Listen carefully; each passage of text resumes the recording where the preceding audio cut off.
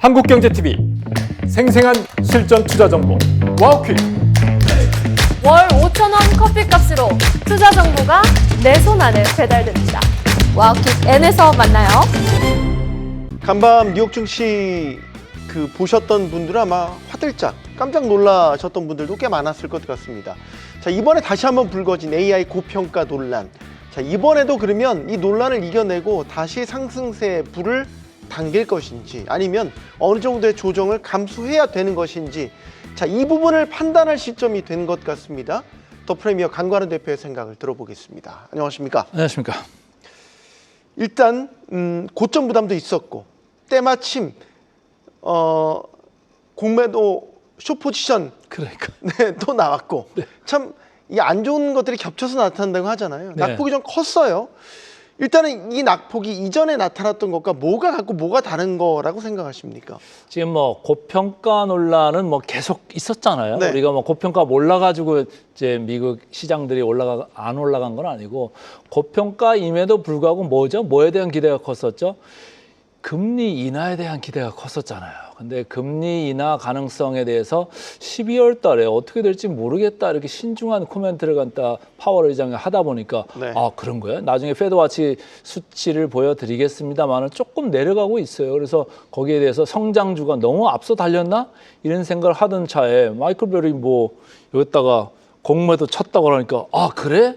또 그런 얘기를 하고 있는데, 골드만에서 데이비드 솔로몬 CEO가 또 시장 뭐 10에서 20% 조정할 가능성이 큽니다. 그 양반이 뭐 전문가인지는 모르겠어요. 네. 근데 어쨌든 시장에서는 뭔가 좀 거리를 찾고 있었던 거예요. 제가 차트를 하나 준비를 해왔는데 네. 보시죠. 기술적으로도 이격이 지금 많이 벌어져 있는 거예요. 왼쪽에 보시면 필라델피아 반도체 지수입니다. 단기 이동 평균선은 이제 이렇게 앉았잖아요.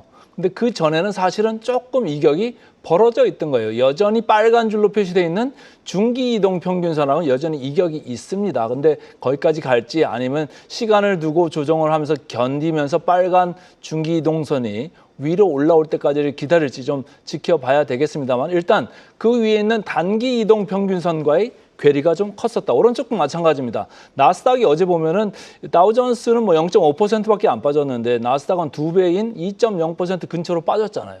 많이 빠진 게 좀 격하게 올라왔다. 그런 게 좀 있었습니다. 그래서 우리가 성장주에 대한 금리나 여기 그 수혜, 그 기대를 너무 많이 했었다. 그거에 대한 반작용이다. 저는 이렇게 보고 있습니다. 네. 그러니까 급하게 올라온 걸 뱉어내는 건 어떻게 보면 정당한 조정이라고 받아들일 수 있는데, 네. 사람들의 항상 그 마음 한켠에 갖고 있는 뭔가 불안함, 그러니까 주가가 올라도 갖고 있는 불안함, 이게 한번 하락이 나타나면, 좀 크게 나타나면 이게 뭔가 긴 조정의 어떤 초입이냐 시작점인가, 이제 이 불안을 갖고 있는 거잖아요. 근데 우리가 항상 AI 버블 논란 그랬잖아요. 그게 이제 거의 이퀄로 고평가 논란 뭐 이런 건데, 사실은 이제 뭐 엔비디아도 그렇고 뭐 테슬라도 어제 조정을 좀 받았잖아요. 네. 근데 특히 이제 엔비디아 같은 경우에 나중에도 얘기를 하겠습니다만은, 과연 지금 AI 칩이 언제까지 이게 수요가 이렇게 좋을 거냐, 거기에 대해서 약간의 의문시하는 사람들이 슬슬 나타날 수도 있다, 이런 걸 좀 염려하는 것 같아요. 우리나라에 최근에 엔비디아의 CEO가 왔다 갔잖아요. 그래서 이제 깐부 동맹하면서 이제 치킨 먹으면서 여러 가지 장면을 연출했잖아요. 그때 나온 얘기가 뭡니까? 우리나라한테 GPU를 26만 장을 갖다 할당을 하겠다고 그랬어요. 아니 뭐 미국 밖으로 못 나가겠다는 또 그 트럼프 대통령도 있는데 와가지고는 젠슨 황이 뭐 26만 장 주겠다. 아니 모자란데 줄 수가 있습니까? 저는 이제 젠슨 황이 일종의 사업하러 왔다고도 생각을 해요. 그런데 그걸 일방적으로 사업을 하는 게 아니라 우리나라도 좀 필요하잖아요. 사실은 GPU가 있으면 좋았는데 그게 만만치 않으니까 우리가 이제 확보하기가 힘들었는데, 마침 와서 그렇게 하니까 우리가 덥석 받았죠. 그 얘기는 뭐냐면 거꾸로 빅테크들의 캐펙스가 26년까지는 뭐 이어진다고 보일 수 있으나, 그럼 27년에 가서는 어떨 거냐, 이런 거죠. 그래서 이게 빅테크들이 AI에 아주 과감하게 선제적으로 투자를 했는데, 그럼 그게 26년까지는 유효하나 27년 가서는 조금 여유가 있는 거 아니냐, 그런 생각을 한다면은 주가는 먼저 선행하는 게 있으니까 조금 성장성 면에서 먼저 지금 패대기를 칠 수 있는 이런 일부 세력도 있을 수가 있다라는 봅니다. 근데 지금 선행 PR로 나오고 있습니다만은, 그 엔비디아 제가 이제 오렌지색으로 이렇게 표현을 했습니다. 34배 와 있어요. 그래서 약 약간 뭐 높다고는 높은 건데 이 성장성으로 봐서는 여전히 뭐 견딜만한 그런 밸류에이션에 와 있다. 그래서 지금 나스닥이 좀 밀림감은 있습니다만은 아직은 좀 살펴봐야 될 부분이 있다. 이렇게 저는 보고 있습니다. 팔란티어는 실적이 좋았는데도 불구하고 주가가 빠졌다는 거는 주가가 그러니까 실적 좋은 건 알겠는데 그럼에도 불구하고 주가가 비싸. 지금 이 논리 아니에요. 그거죠. 바로 AI 산업 꺼졌다 이걸 걱정하는 게 아니라 네. 다 좋은데 AI 산업 성장하고 다 좋은데 그럼에도 너희 AI 기업들 주가는 좀 비싼 것 같아. 네. 그걸 얻어맞은 게 팔란티어 아닌가? 그렇죠. 팔란티어도 제가 여기 나올 때마다 주가는 뭐 막 올라가고 있는데 팔란티어는 이건 너무너무 비쌉니다. 지금 차트가 나오고 있죠.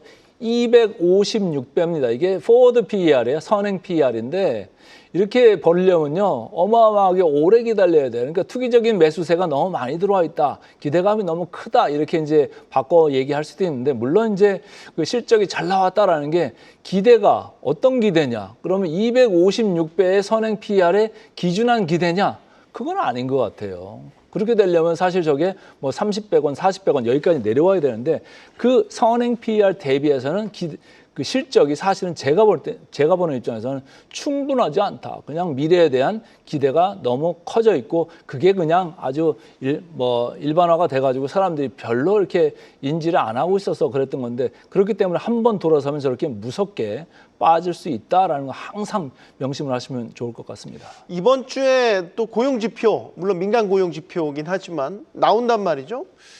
고용이 많이 빠지게 되면 연준이 지금 금리 인하 가능성에 대해서 조금 매파적으로 돌아서긴 했지만 고용이 급격히 안 좋아지면 또 모르는 거 아닙니까? 그렇죠. 이게 파월이라고 뭐 언제까지 배짱 부릴 수는 없는 노릇인 그렇죠. 거고. 근데 지금 일단은 뭐 지금 그 데이터들이 셧다운 때문에 이제 확실하게 잡히는 그런 그러니까 예. 기간도 다 아니고 늦고 좀 그렇죠. 그렇죠. 뭔가 데이터에 기반해 가지고 이제 기준금리 결정을 해야 되는 이제 FOMC 입장에서는 조금 애매한 부분이 있어요. 그러니까 약간 유보적인 이제 생각을 얘기를 시장에다 던진 건데 뭐 그 바람에 이제 많이 올라갔던 성장률을 이제 조정을 한번 받았죠. 근데 페드와치 그 테이블을 한번 보시면은 금방 아실 수가 있어요. 지금 파란 줄로 박스로 이렇게 나오고 있습니다만은 3.5에서 3.75까지 69%예요. 예전에는 이게 거의 90% 육박하는 그랬죠. 이런 확률로 네. 예견을 했던 건데 69%고 더 중요한 거는 그 다음이죠. 1월 달, 3월 달에 지금 안 변한다라고 이렇게 생각하는 사람들이 많은 거예요. 저렇게 파랗게 이제 박스로 예전에는 저게 325, 350 저 칸까지 진출을 거의 비등비등 했었거든요. 네. 근데 이제 약간 유보적으로 가니까 그러면 내년 1분기 중으로 금리 인하가 없나?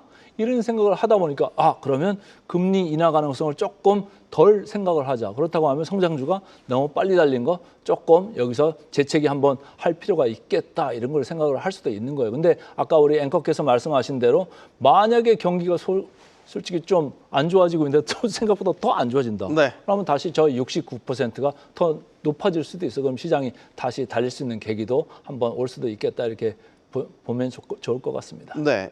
이럴 때 공포 지수 한번 봐야죠. 빅스는 어떻습니까? 어제처럼 뭐 흔들리고 막 그럴 때 아무래도 이제 빅스를 네. 반대로 이제 올라가니까. 그렇죠. 어제도 보니까 쭉 이렇게 스파이크가 있었어. 위로 쭉 뻗잖아요. 그래서 제가 그때도 말씀을 드릴 때 빅스라는 거는 앞으로 그 변동성이나 앞으로 조금 그런 리스크 관리하는데 꼭 보셔야 되는 지표다라고 했습니다. 지금 보시면 19까지 갔어요. 저게 평안하고 주가가 잘 갈 때는 15 언저리에서 이렇게 유지가 되거든요. 네. 근데 저렇게 19까지 갔어요. 근데 참 특이한 점은 오른쪽에 다우존스입니다. 다우존스는 0.5%밖에 안 빠졌어요. 네. 그러니까 어제 보시면은 주로 성장주 쪽이 많이 빠졌고 전통적인 주식들은 오히려 올라가는 주식들도 꽤 있습니다. 그래서 어제 시장을 전반적으로 평가할 때는 이게 미국이 다 패대기 치는 지금 장이 아니고 너무 많이 올라갔던 거, 금리 인하 가능성을 너무 우리가 많이 봐줬던 거, 그거에 대해서 조금 반납하는 이런 과정이다 이렇게 봅니다. 근데 또 한쪽에서는 약간 그 혼재된 시그널이 나오죠. 바로 공포 탐욕 지수인데요. 이게 지난주에 봤을 때는 우리가 공포 쪽으로 좀 갔었잖아요. 그죠? 네. 30대에 있었는데 지금은 극단적인 공포대로 갑니다. 23. 금년이죠. 금년 4월 달에 아주 밀고 내려갔을 때는 한 자릿수까지 갔던 적이 있어요. 근데 저는 항상 이렇게 해야죠. 극단적으로 공포 부분으로 들어가면 오히려 좋게 생각을 하려고 노력을 할 필요가 있다. 이게 예를 들어서 S&P 500도 그렇고 나스닥도 그렇고 아까 보여드린 중기 이동평균선 거기까지 혹시라도 내려갈 일은 없겠지만은 단기 이동평균선 내려가면서 공포 탐욕 지수가 만약에 10대 근처로 어디 간다. 그럼 그때부터는 다시 실탄을 장전하셔가지고 매수로 이제 돌아서는 이런 느낌으로 좀 준비를 하시는 게 어떤가 이걸 이렇게 해석을 하시면 어떤가 이렇게 생각하고 있습니다. 네. 엔비디아가 우리나라에 26만 정 GPU 조기 공급하겠다고 약속하니까 사실 이 GPU에 다 붙는 게 HBM이잖아요. 그러니까 메모리 시장은 또 얼마나 좋아진다는 거야. 뭐 이런 기대도 같이 네. 맞물려서 올라갔거든요. 미국도 비슷하지 않을까 싶은데 예를 들면 엔비디아 그다음에 마이크론이랑 같이 해보면 네. 어쨌든 파트너사는 파트너십이 그렇죠. 있잖아요. 네.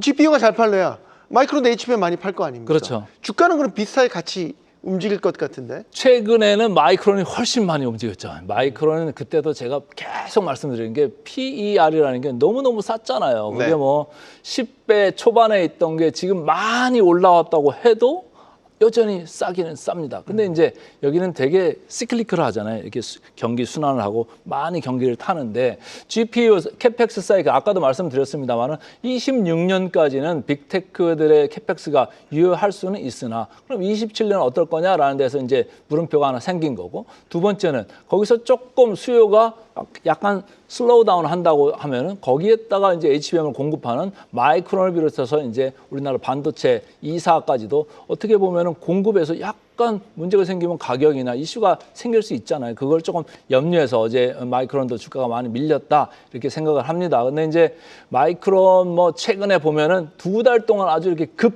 랠리를 했잖아요. 그러니까 그거에 대해서 약간의 반납하는 과정 이렇게 보시면 좋을 것 같고 엔비디아 좌측에 있는 것도 마찬가지입니다. 최근 한 달 동안 주가가 아주 세게 이렇게 올라갔었는데 그거에 대해서 조금 숨고르기 하는 과정 이렇게 정도 이해를 합니다. 다만 이제 아까 말씀드린 대로 수요가 조금 슬로우다운 할 수 있다는 가능성 거기에 대해서는 조금 시장에서는 신중히 보려고 할 겁니다. 강 대표님은 예를 들면 주가 수익 비율 기준으로 좀 저평가된 거 그런 기업들을 좀 선호하시는 편이시잖아요. 그럼요.